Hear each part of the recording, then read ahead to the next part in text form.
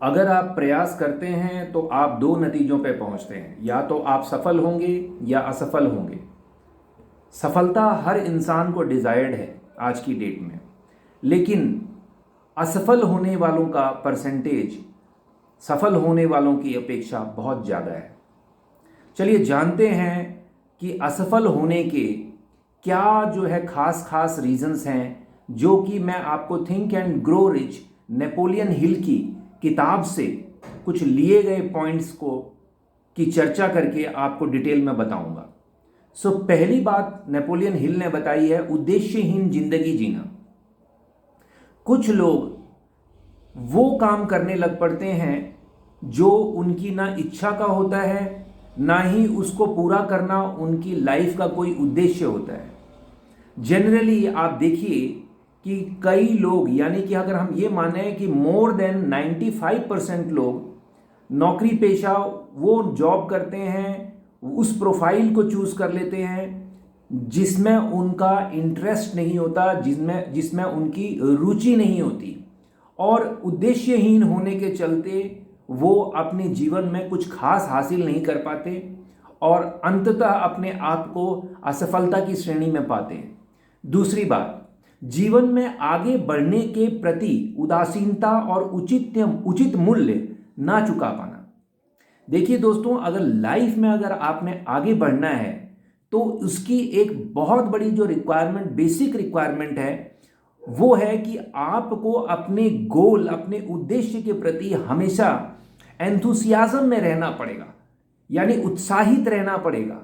और दूसरी बात, आपको उसके लिए एक उचित मूल्य चुकाना पड़ेगा, बिकॉज ये कहा जाता है दोस्तों कि nothing is free in this world. तीसरी बात,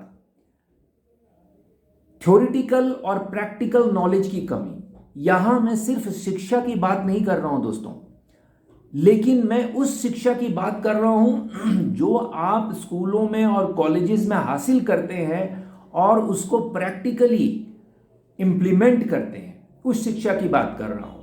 चौथी बात, आत्म अनुशासन नहीं होना।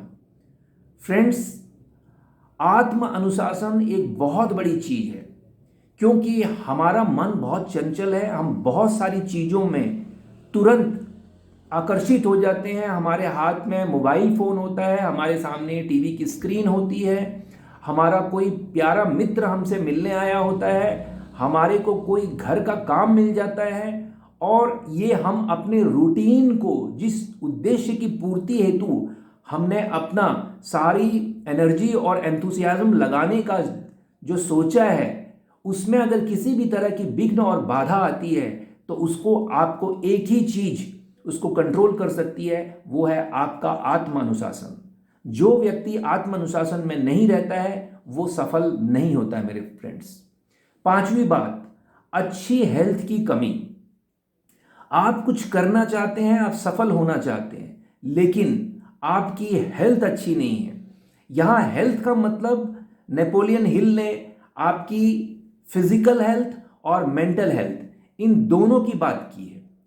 उन्होंने कुछ बातें भी बताई हैं, जैसे कि आप ओवर ईटिंग से बचें, राइट, ओवर ईटिंग से बचें, जिससे आपको इनडाइजेशन होता है और ऑटोमेटिकली जो है आपका एंटायर फिजिकल सिस्टम डिस्टर्ब होता है और बीमारी की तरफ जो है आपका झुकाव बढ़ता है। दूसरी बात, रॉन्ग हैबिट्स ऑफ थॉट्स। मैंने पहले ही बताया था कि मैं सिर्फ फिजिकल बॉडी की बात नहीं कर रहा हूं। जब आप विचारों का इंटेक करते हैं तो वो भी एक तरह से it's a food for your brain, for your mind, right. And proper exercise की कमी। आज की सेडिमेंट्री लाइफस्टाइल में नेपोलियन हिल कहते हैं कि हमारा लाइफस्टाइल जो है वो ऐसा हो गया है कि हम प्रॉपर एक्सरसाइज नहीं करते हैं, बॉडी को हम प्रॉपर वर्कआउट करने का सफिशिएंट टाइम नहीं देते हैं, कम शारीरिक मेहनत। हमारी जॉब प्रोफाइल ऐसी हो गई है कि हम आज हर चीज हमारे को डोर स्टेप पर अवेलेबल है। हम गाड़ियों में बैठ करके अपने ऑफिस जाते हैं, वहां 8 घंटे चेयर्स पे बैठे रहते हैं, well furnished air condition room में बैठे होते हैं, और जो है शाम के वक्त फिर दोबारा अपनी गाड़ी से ट्रैवल करके अपने घर आते हैं, और ये जो है हमारा थ्रू आउट जो डे है उसमें शारीरिक मेहनत जो है वो बिल्कुल ज़ीरो होती है मेरे दोस्तों। एक बहुत बड़ी जो बात नेपोलियन हिल ने बोली है वो है अच्छी हेल्थ की कमी में। वो ये बोला है कि इम्प्रॉपर ब्रीदिंग के चलते आपके फ्रेश एयर की कमी।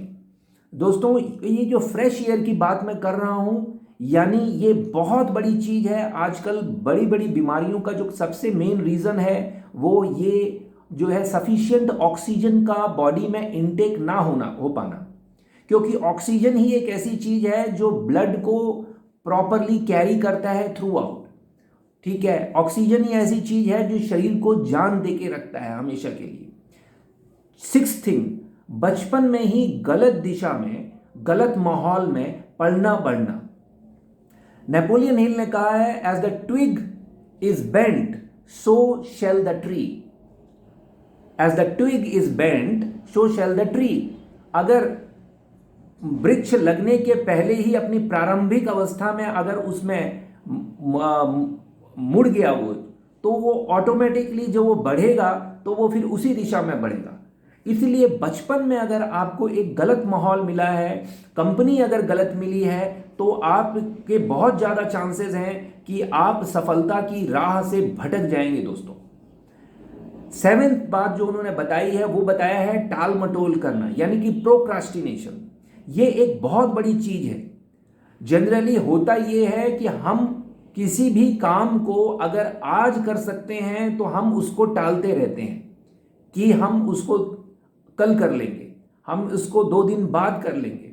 सो ये बात जो है ये सक्सेसफुल ना हो पाने वाले लोगों के लिए बड़ी खास बात है कि वो प्रोक्रास्टिनेट करते हैं। जो काम आपके पास आता है उसे तुरंत प्रभाव में करने की आदत डालें, आप सुखी भी रहेंगे और सफल भी रहेंगे। अगली बात, हार मान लेने की आदत। जितने भी असफल लोग हैं उनकी सबसे बड़ी बात है कि वो एक दिशा में चलते तो जरूर हैं, लेकिन उनमें स्थिरता की कमी होने के चलते उनका जो है संकल्प सिद्धि में परिवर्तित नहीं हो पाता है। इसलिए वो जल्दी ही अपने गोल से डाइवर्ट हो जाते हैं और जल्दी ही हार मान लेते हैं और फ्रस्ट्रेट हो जाते हैं। अगली बात, नकारात्मक व्यक्तित्व वाले लोगों से दूर भागते हैं। राइट, अगर आप जो है सफल होना चाहते हैं तो आपको नकारात्मक व्यक्तित्व वाले लोगों से दूर हटना पड़ेगा। अगर आप असफल हैं तो आपका ज़्यादा से ज़्यादा जो है नकारात्मक व्यक्तित्व वाले लोगों से के प्रति झुकाव बढ़ेगा। अगली बात, गलत जीवन साथी का चयन। ये नेपोलियन हिल ने बड़े ही प्रैक्टिकल एनालिसिस के बाद में इन पॉइंट्स को चॉक डाउन किया है। अगर आपका जो जीवन साथी है, अगर वो आपको एक मोटिवेशन का काम करता रहता है लगातार, तो आपका सफल होना लगभग तय है। क्योंकि जो इंसान आपके साथ लगातार रह रहा है, जो आपके लिए लगातार प्रेरणा का स्रोत बना हुआ है, तो वो आपकी सफलता में सोने पे सुहागे का काम करेगा। लेकिन इसके उल्टा भी उतना ही सच है मेरे दोस्तों। राइट, अगली बात, ज़्यादा सजग रहने की आदत। कुछ लोगों को मैंने देखा है कि जब वो घर से बाहर निकलते हैं और दरवाजे का ताला लगाते हैं, थोड़ी दूर आते हैं, फिर वापस जाते हैं ये चेकआउट करने के लिए कि क्या उनका ताला ठीक से लगा है कि नहीं लगा है। सो ये ओवर कॉशन की आदत जो है ये भी असफलता का एक बहुत बड़ा कारण है। ये दर्शाता है कि आपका अपने ऊपर, स्वयं के ऊपर जो है वो विश्वास नहीं है। राइट, अगली बात, आप जिस भी पेशे में हैं, अगर आपको गलत मेंटोर मिल जाता है, गलत एम्प्लॉयर मिल जाता है, तो आपके असफल होने के चांसेस हैं। लेकिन इसके विपरीत भी उतना ही सच है। अगर आपको एक अच्छा इंस्पिरेशनल जो है मोटिवेट करने वाला एम्प्लॉयर मिलता है, बॉस मिलता है, तो आपका सक्सेस की ट्रेजेक्ट्री जो है वो ग्रोथ की तरफ जाएगी। अगली बात, वहम और पक्षपात। किसी भी स्थिति में सम रहना और नहीं डरना। एग्जैक्टली बहम ये जो है और पक्षपात की भावना जो है ये भी आपको सफल नहीं होने देती।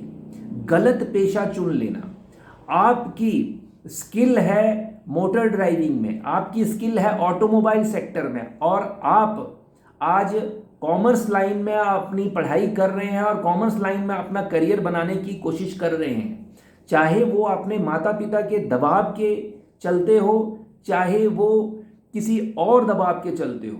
तो ऐसे में होता ये है कि आपकी जो रुचि है, आपका जो इंटरेस्ट का जो फील्ड है वो ऑटोमोबाइल था, लेकिन प्रेशर या किसी भी कारण से कह लीजिए, मैं उस पर जाना नहीं चाहता, आप जो है वो कॉमर्स की फील्ड में आकर के कॉमर्स की पढ़ाई शुरू कर देते हैं। देखिए फ्रेंड्स, जब तक आपका इंटरेस्ट नहीं होगा तब तक आपको मनचाही सफलता मिलना लगभग बिल्कुल नामुमकिन है। सो अगर सफल होना चाहते हैं तो सही पेशा चुने, अपने मन का पेशा चुने, ताकि आपकी एनर्जी उस दिशा में लगे तो आपको 100% रिजल्ट मिले।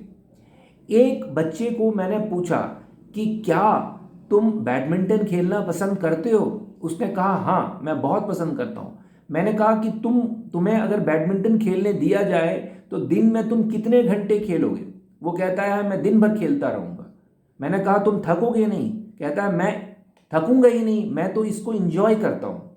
यहाँ ये बात आ जाती है, इंजॉय करना means you are liking something, you are having a passion for something, and when you are having a passion, when you like something, you don't get tired, and when you don't get tired, you enjoy the things, you make the things more productive, right? Because you are doing those things willfully.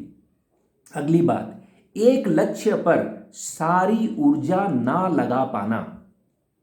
Generally होता यह है कि हम आज एक लक्ष्य बनाते हैं, फिर 5-10 दिनों के अंदर अंदर जो है वो लक्ष्य बदल करके दूसरे लक्ष्य में परिवर्तित होता है, और इस तरह करते करते हम कई कुछ बनना चाहते हैं और हमारे लक्ष्य जो है वो दिन प्रतिदिन जो है वो धराशायी होते हैं, नए लक्ष्य बनते हैं, फिर धराशायी होते हैं, और इस तरह से जो है हम जो है फाइनली कभी भी सफलता को जो है वो देख नहीं पाते, सफलता की सीढ़ी चढ़ नहीं पाते। अगली बात, स्पेंड थ्रिफ्ट होना, यानी कि आप एक्स्ट्रावेगेंट हैं, उड़ाऊ प्रवृत्ति के व्यक्ति हैं। अगर आपको सफल होना है तो आपको जो है धन का भी संचय करना चाहिए।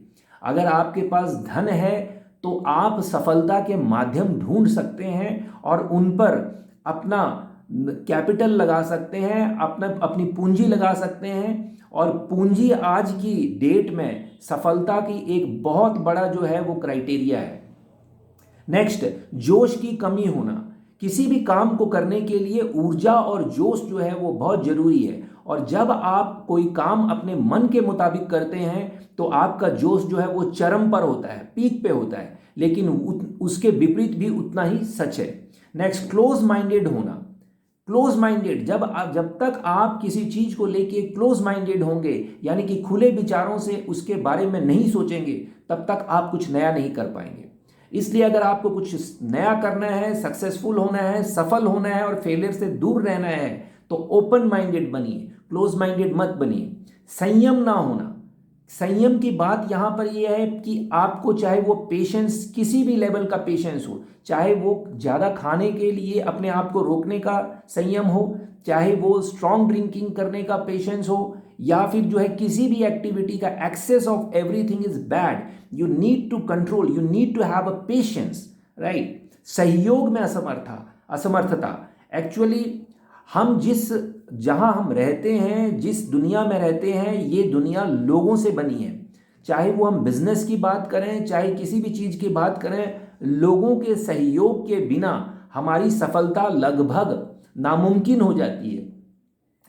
एक व्यक्ति कभी अकेला चना जो है वो भार नहीं फोड़ सकता, इसलिए आपको लोगों के साथ में जो है सहयोग का एक भाव जो है पैदा करना ही पड़ेगा अगर आप सफल होना चाहते हैं। अगली बात, अपने प्रयास के बिना मिली पावर।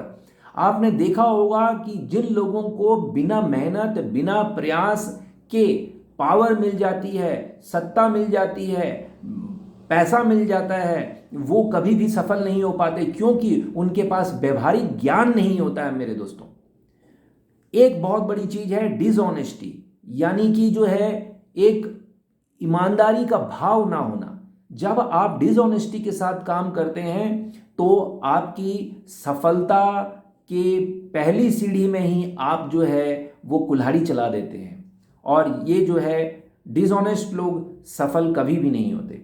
अहंकार और घमंड दोस्तों, जितना एक पेड़ के ऊपर फल लगने लग पड़ते हैं उतना ही वो झुकता है, इसलिए अपने जीवन में अहंकार और घमंड दोनों को निकाल दें। अगर आप सफलता की सीढ़ी चढ़ना चाहते हैं, सफलता पाना चाहते हैं, तो हमेशा ग्राउंडेड रहिए, ठीक है, हमेशा अपने धरातल के साथ मिल करके चलिए, अपने व्यवहार में नरमी रखिए और शांत रहिए और अपने कार्य के प्रति डिवोटेड रहिए, आत्मसमर्पित रहिए। अगली बात, गैस वर्क पर काम ना करें मेरे दोस्तों।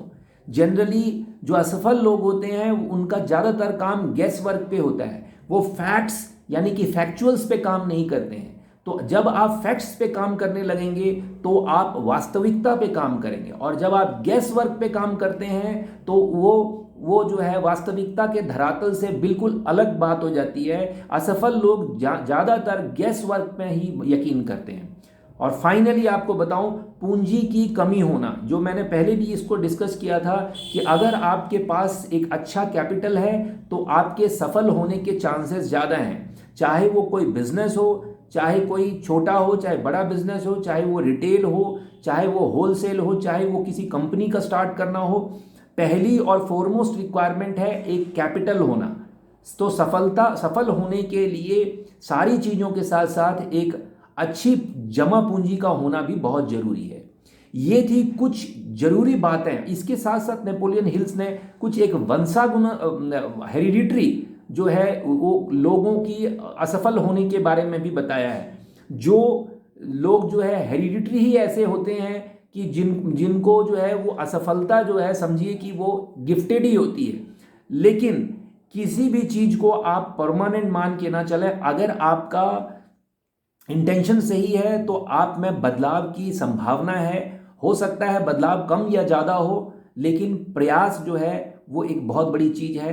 नेपोलियन हिल की इस किताब थिंक एंड ग्रो रिच को जरूर पढ़ें। ये बहुत ही यूज़फुल बुक है आप सबके लिए, एंड होप कि ये जो है वीडियो आपके लिए हेल्पफुल रहा होगा। So thanks for watching, bye bye, take very good care of yourself, thank you so much.